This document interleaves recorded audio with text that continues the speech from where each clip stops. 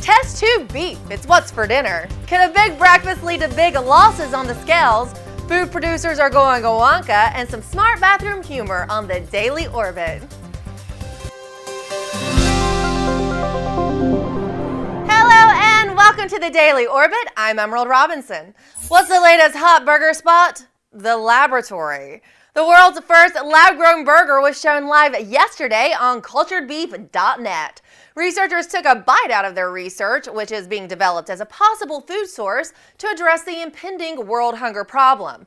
To produce this cultured beef, scientists take a small sample of muscle tissue from a cow. They separate the muscle cells from the fat cells that make up muscle tissue, and the individual muscle cells are cultured and start dividing. From one muscle cell, more than 1 trillion cells can be grown. The cells naturally merge into strands called myotubes, where they're placed in a nutrient solution where small strands of meat grow in a cylindrical tube around a hub of gel.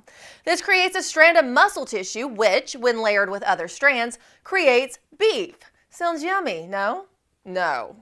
But the team is working to make it look as authentic and as appetizing as possible. One researcher said, if it doesn't look like normal meat, if it doesn't taste like normal meat, it's not going to be a viable replacement. Amen to that, sister. Well, the thought of a looming food shortage seems unfathomable to some who feel like they're constantly losing the war against food to fight the bulge. And what are experts recommending? Eating more. But hold your horses, that's just for breakfast. They say a balanced breakfast or a big breakfast at the start of each day can lead to efficient weight loss.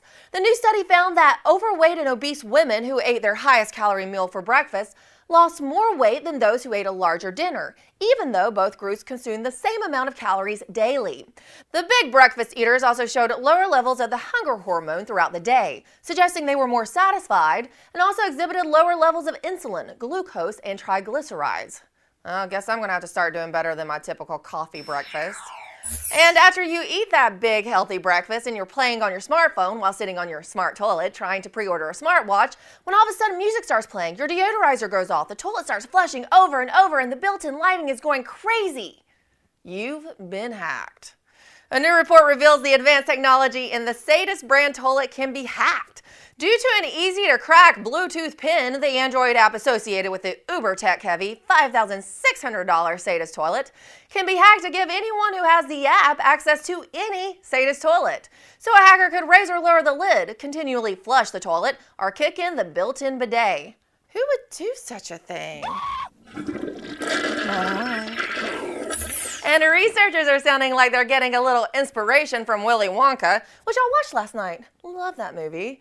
Remember the gum that Violet chewed that turned from the turkey dinner to turning her into a blueberry?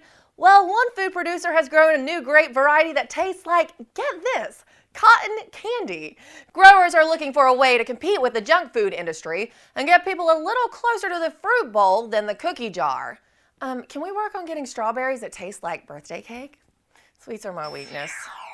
And the Smithsonian Biology Institute recently celebrated the birth of a Chavarsky horse, giving hope to the species that was once thought to be extinct. After a 340-day gestation period, the mother mare named Anne gave birth to a foal that was actually 7 years in the making as scientists worked to understand the best way to inseminate a wild horse. Conservation efforts led to the reintroduction of these horses into the wild 2 decades ago, and now more than 500 roam free.